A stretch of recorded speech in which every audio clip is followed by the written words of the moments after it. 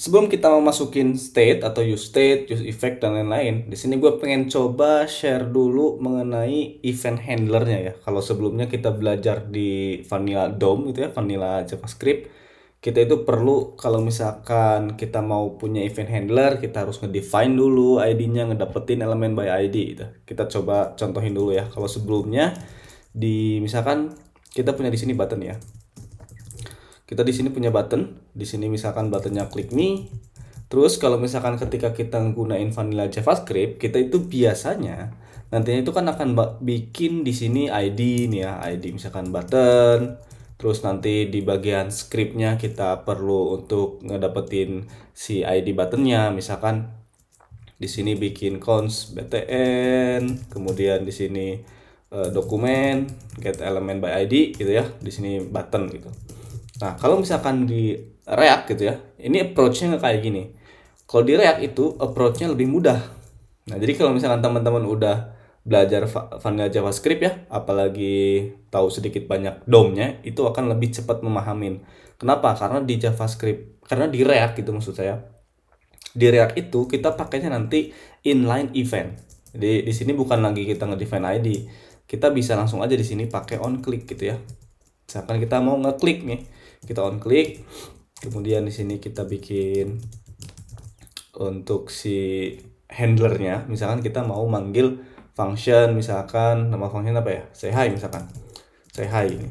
Berarti kita tinggal tulisin di sini functionnya, function say hi, kemudian kita mau munculin lewat alert aja gitu ya, misalkan halo, save. Nah, kalau misalkan kita coba sekarang klik nih ya, si ini nih, klik me, dia akan muncul alert halo gitu ya. Kalau misalkan kita ganti di sininya bukan halo, misalkan hello world misalkan ya, hello world, save. Terus kita klik lagi, klik me, nah dia muncul hello world. Jadi behaviornya si React ini akan lebih mudah karena kita pakainya di sini inline ya, inline event handler nih.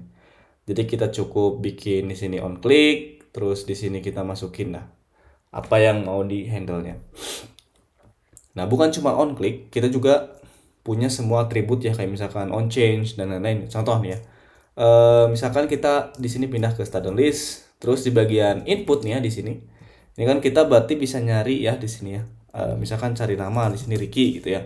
Cuma kan di sini nggak bisa nyari apa-apa ya. Kita coba buka konsol. Mana konsol? Konsol. Nah, ini di sini kita coba konsol.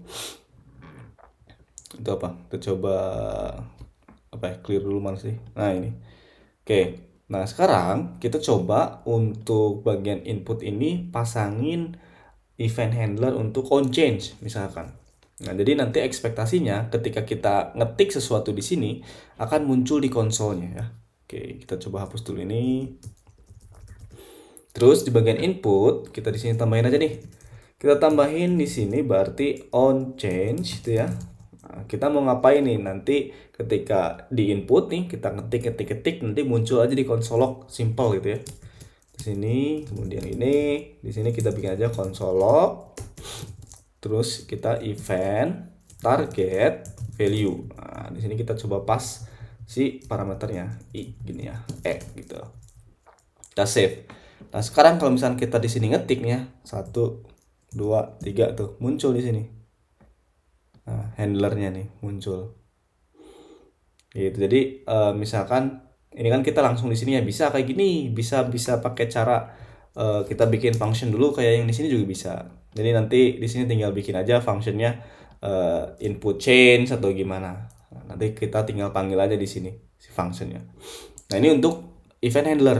Jadi lebih mudah daripada kita ngoding manual DOM gitu ya, vanilla JavaScript, karena kalau misalkan kita pakai vanilla JavaScript kan kita harus ngedefine dulu si ID buttonnya, kita dapetin elemen by ID, terus habis itu kita update di situ. Sementara kalau di React kita udah tinggal pakai si ini aja nih, inline eventnya on click, kemudian dia nanti akan ngehandle apa nih. Kita bikin function untuk handle-nya di sini. Gitu ya. Oke, jadi video kali ini untuk event handler segini aja, singkat nanti karena habis ini kita bakal bahas mengenai use state dan lain-lain gitu ya. Oke, stay tune terus. Salam programmer best friend.